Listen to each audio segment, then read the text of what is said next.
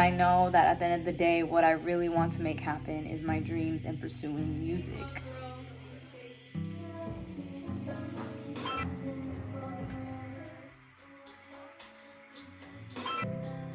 You don't gotta complicate. You ain't gotta complicate nothing. I'm so glad you came. Let's back in there. Right now, I consider you one of my day ones. Does someone need help singing this? Hey guys, this is InTuneFM. I'm your host Leslie, and today we're here with Cauliflower. Can you please tell us about yourself for those who don't know who you are? Yes, so I'm Cauliflower. I'm a pop R&B artist from Hawaii, and I just love everything music, everything being creative. I love expressing myself. I'm a very deep person, so I feel like a lot of it comes out in the art that I make. Just by seeing yourself, we can just see it. You're just so bright. Thank you. So we want to know, how did you first get into music? Was there a moment or person who inspired you? When it comes to like a moment that was like the turning point for me with music, I can't really pinpoint a specific one because music's always just had such a big influence and impact in my life.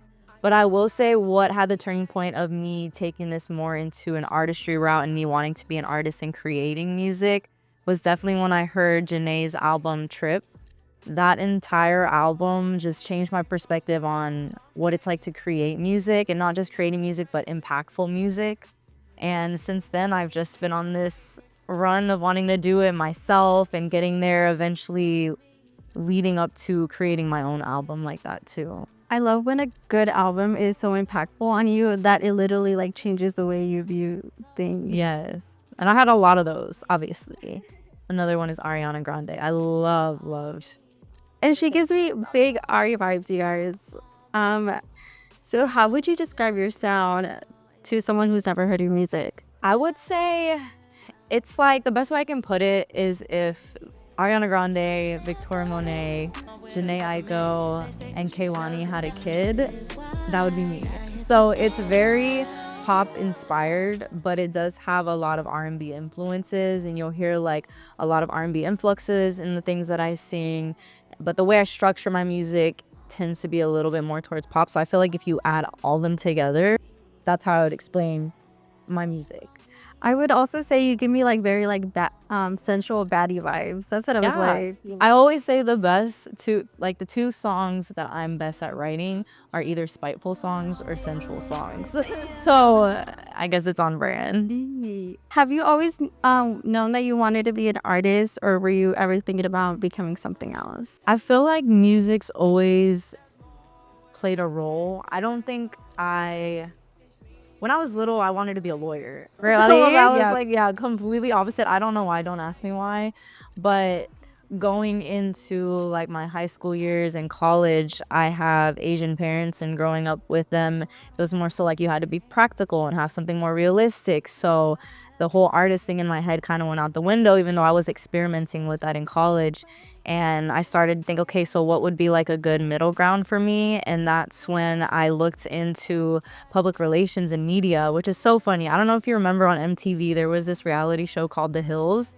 I didn't see it. Okay, well, I was like obsessed with watching it, and I loved what the main character did. So before I went to college, I like Googled like, what did LC go to school for? What is she doing? And she was doing PR. So I was like, I'm gonna be a music publicist then. So that's what I went to school for, got my degree in, and I really thought I was gonna be like a really big successful entrepreneur with my own agency kind of business, or I would work for an agency. So that's kind of the route I was taking until I feel like the universe just aligned in a certain way to where it opened the door for me to do music more full time and to really go after what I wanted to do as an artist. So, given your experience in music marketing, how has that shaped the way you've crafted your musical identity and approach to releasing music? Yeah, that's a good question. When I said that I went to college for PR, I actually got an internship at an agency. From then, I went on to doing, I would say, music, media, and public relations and marketing for now about 9 years. And being able to see how we did it for other artists I was able to see what I liked, what I didn't like, how I should go about certain relationships, how to leverage certain opportunities when it comes to media. And I feel like all of that has allowed me to then put it into what I do for myself. So if you look at my feed, it's hard for me to not look like what a label artist would essentially look like when it comes to their marketing, because I've been so exposed to that. So now I'm able to take it and do it for myself, but also I'm still helping other artists do it as well, because it is a very like refined skill that if you don't have a lot of experience, and I feel like it could be hard. I don't know if you ever talked to artists, but if you ask them like what's the most challenging thing, a lot of times I feel like it's their marketing. Like they have the talent, they have the songs, but marketing is really 90% of what's going to get you to the success you want as an artist. In what ways has your upbringing or culture influenced your musical identity? So I think that being from Hawaii, it instilled this aloha spirit in me. I don't know if you've ever been to Hawaii before, or if you've like interacted with people from the islands. I haven't. Okay, well, it's so different. Like culturally, it's very welcoming, very friendly, like everybody's family, whether they know you or not. And so I feel like when I bring that into my own music and my community here, I'm just so open to putting collaboration over competition. I want to work with other people. I want to see other people grow. So it's not always just so much about where I want to take my music, but also how I can help impact other people and help other people along the way.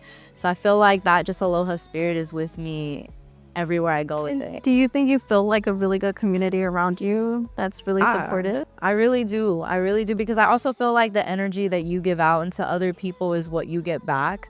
And so I feel like when I'm going out there and seeing how I can help artists, supporting artists, sharing things that they have, it's just that same energy is reciprocated so naturally, you know? You also want to surround yourself with the energy you like. Yeah, that too. I mean, I won't lie. There's times, you'll come across people who maybe aren't as open, maybe because they grew up in a different area, right? But at the same time, I feel like when you lead with love, that energy it's infectious. It takes over. It makes other people want to also see like the power in collaboration too. Definitely. So let's switch up the mood a little and get a little silly.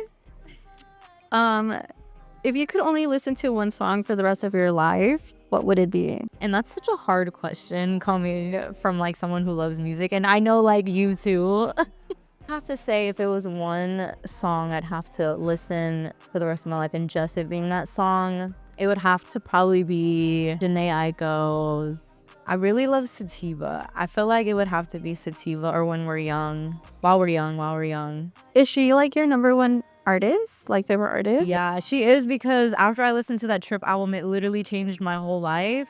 And so if there's only one song, it'd have to be that, just because it encompasses everything I love. It's like vibey, it calms you down, it's about love. It's just such a sweet song. I could listen to it like over and over again. I feel that. What's your go-to snack when like feeling creative? Do you have one? The thing with me when I get into my creative zones is I'm the type to get so like tunnel vision and focus on what I'm doing that I forget to eat. So like when I'm creating, I probably don't have a snack, but if I were to have something, it would probably be like some sort of fruit and coconut water. And probably tea, because most of the times when I'm creating, I need my vocals, so the tea helps a lot too. Okay, that sounds very natural. Very familiar. If you could live in any time period, which one would you choose? For me, I would want to go back to the early 2000s, but I would want to be of age to go to the clubs, because I want to be in there when they're bumping like Ashanti, Ja Rule, like Destiny's Child. I'd be in there like, can you keep up, baby boy, when you lose my breath? Like that just sounds so fun. Yes. I feel like club days are not like that anymore. It's very different. It's so different. Like I'm just so jealous of my parents. They were able to go out there and listen to all those bops in the club. That's why I love too when venues host like Y2K or 2000 vibes. Like I'm in there. No, me too. So going back a little bit, how do you stay motivated and disciplined without a label backing you? Because I know it can be really hard to like keep yourself accountable. Sometimes. I mean, I know for me. For me, I think it's so easy. It comes naturally for me just because, like I said, I came from an agency life, and it's structured a little differently than how corporate is, to where you have the option to like work as hard as you want to or not. But for me, I think I've just always had this like hardworking ethic instilled in me from my parents. And so for me, it's very easy to do that even throughout college, like straight A's while I was still like working 3 jobs and like doing my internships and stuff. It was just so easy because for me, working hard and seeing the fruits of my labor, it's so motivating. And I also think too, whenever I think about like regretting things, I don't regret a lot of things because I like believe that when you do a certain action, you wanted it in that moment. But if I were to grow old and look back and think like I didn't try as hard as I could have, or there were so many opportunities I could have taken, but fear just stopped me, I would regret that and take that to the grave with me. So that right there already motivates me to get up every day and just do it. And it doesn't matter how I'm feeling that day, because really you have to take emotions out of it at that point and just do what you have to do till it's done. I feel that.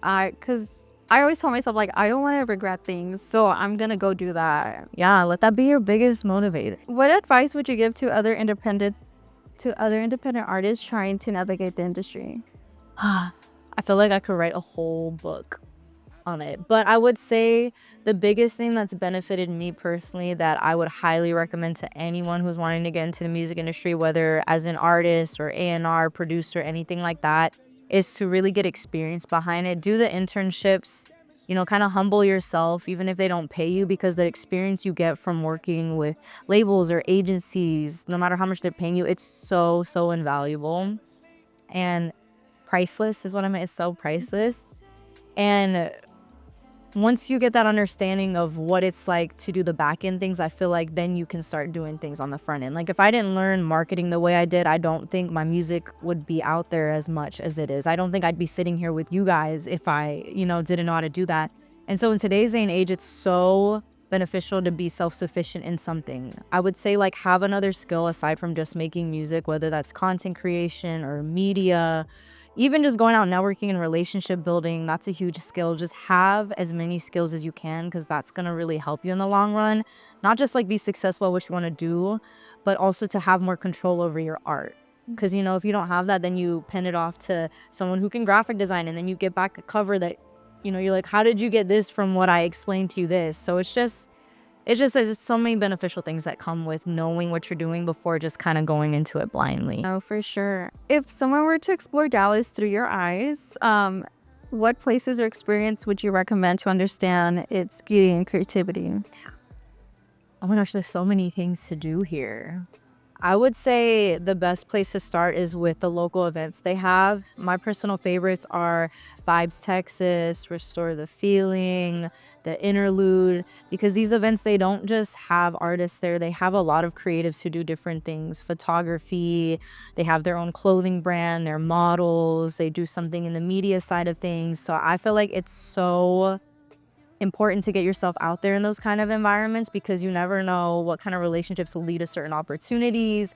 Plus, I feel like it just shows you the beauty of Dallas. It's so diverse. It's not known for just one thing. It's known for so many things. And when you go to events, you can really soak up that culture. I love like following what's like a little different, but like the different DJs here, because I feel like they're all like a little community, and it's just so fun like dancing with everybody. Yeah, Lady Love, I love that place. They have great DJs there. Do you have any favorite local venues that you performed at, or any new venues you want to perform, whether it be in Dallas or in Texas? Yeah, I mean, this is one of them. Like, this is one of the venues I've performed at so many times, and I love it here. The staff is so amazing. Highly recommend doing shows here. But I really, really would love to do a show at the Bomb Factory. Would be dope. That's huge. It is huge. I'm dreaming big here. I would love to do it at American Airlines one day, AAC.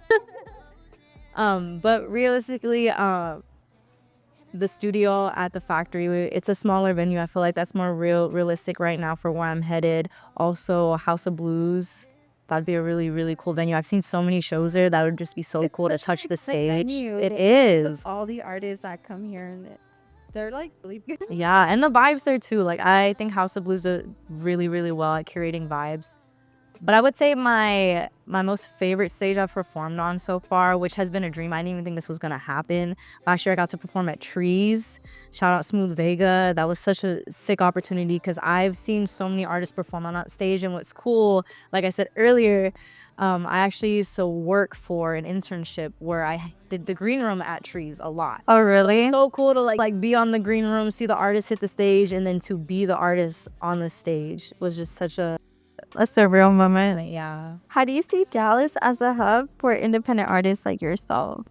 I see Dallas as what could potentially be the next New York, LA, Atlanta. I think we need that. It is. And I think the biggest thing that we're learning as a community too is to put collaboration over competition. I think personally just being in the Dallas creative scene for, over a decade now, I've seen how much it's transformed from what it used to be. And I do think it's because a lot of people let go of their egos, put more collaboration at the forefront. And it is what it is today, which I think it's such a beautiful, beautiful space for people to grow and learn from each other. There's so many resources and opportunities here that it's a good... Definitely. Yeah, Dallas is a great place to plant your seed here if you really want to grow as an independent artist. Just like us.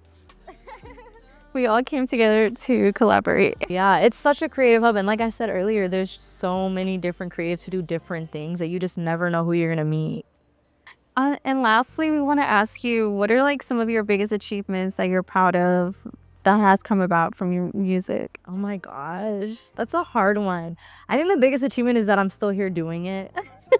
Like, it is not easy to be an independent artist, and I give so much props to everyone out there doing this, especially the ones who have 9-to-5s, because you have to do what you got to do in order to do what you want to do, is what I always tell myself.